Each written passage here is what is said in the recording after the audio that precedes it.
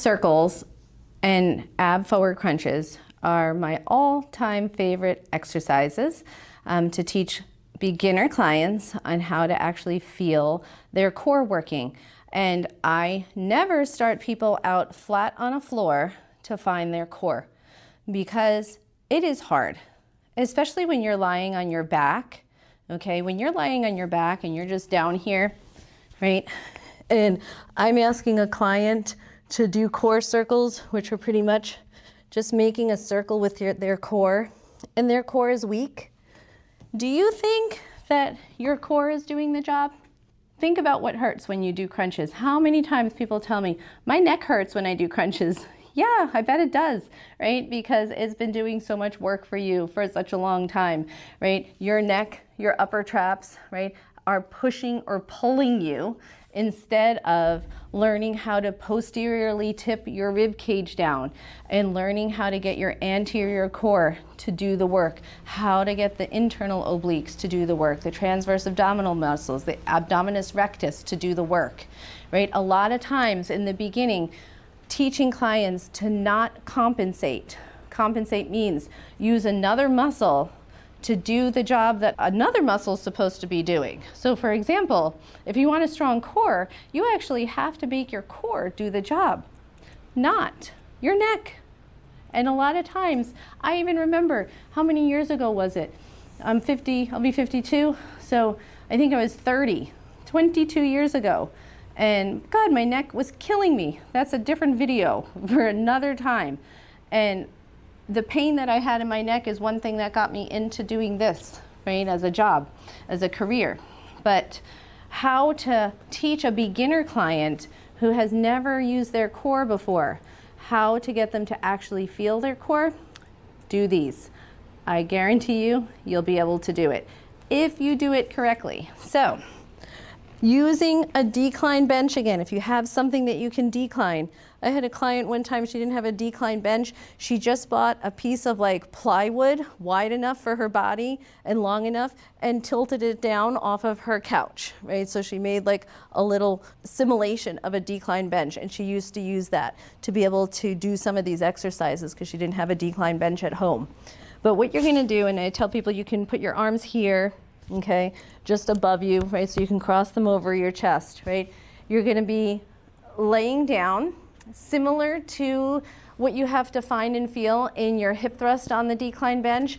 So we want to get that connection of our lower spine, our full spine to the bench. Now, do your exhale. Notice that your rib cage starts tilting and tipping downwards, right? You can even put your hands forward like this if you need to, right?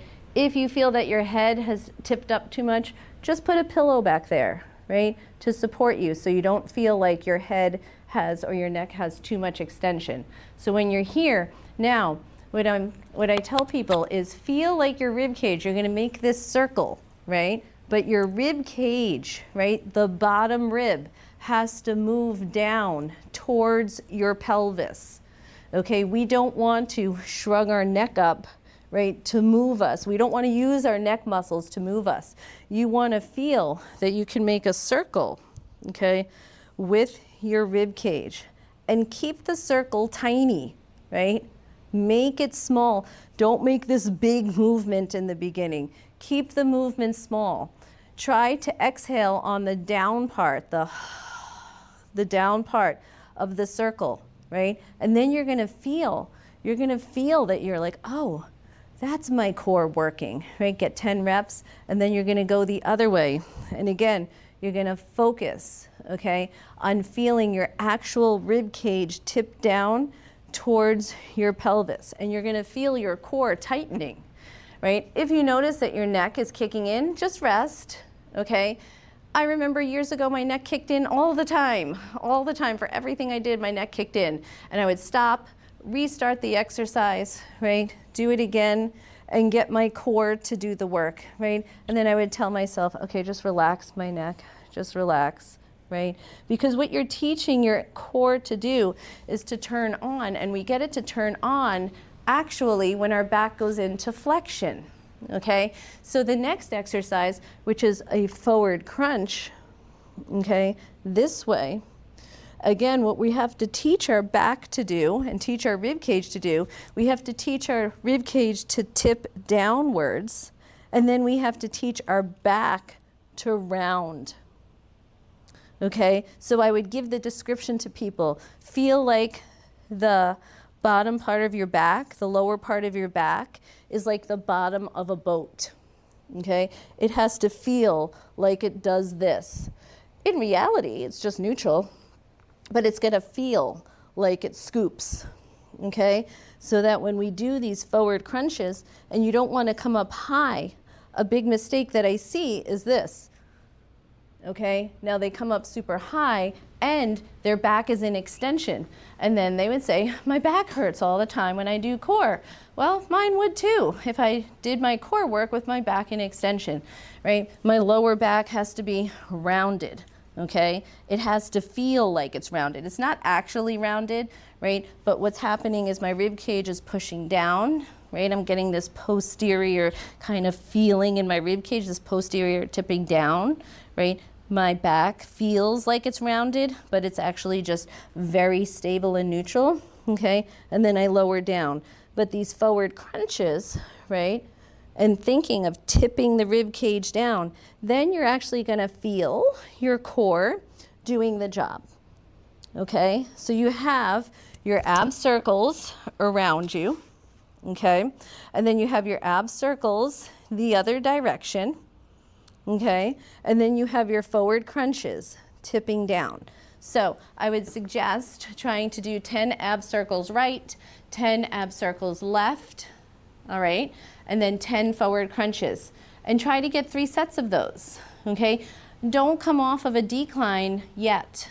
And even when you do want to come off of a decline, do this. I have invested in wedge pillows. We have many of them in the studio. And make sure that you understand that a wedge pillow can have a high support and a wedge pillow can have a lower support, okay? And depending upon how good your ab circles were doing on that decline bench, you can also then progress to the floor, right? And still have a little bit of support, right? So now you're gonna do your ab circles. Sometimes I have people put their arms up here, okay? Like they're stirring a pot in the sky, okay? They're stirring a pot. Don't just move your arms, right? Make sure your arms are staying stable and it's my core making the circle. And then I go the other direction, okay? And then I'm gonna do my forward crunches, okay? And then also too, then I tell people if you can come up in your forward crunch, so we come up and then slowly, one vertebrae at a time, recline down. Come up, okay? One vertebrae at a time, recline down. Okay, so that's a progression for you, right? If you feel like, okay, I can do it on decline bench, right? I feel my core working now, less in my neck. Then progress down here. Then you can take this away, okay? And then you can learn another whole host of exercises that are super challenging. So personally, I do core every single time I train my own body. I just do like 5 to 10 minutes of core, and I have a boatload of exercises I do for myself, right? But I train core every single time. It's not a vanity reason, it's more of a back reason, right? When my core is strong, my back is much less tweaky. So nobody likes a tweaky back, but I find that the more stable my core is and I'm using everything appropriately, my internal obliques, external obliques, transverse abdominal muscles really well, then my back is problem-free. So hope this helps you, and happy core finding.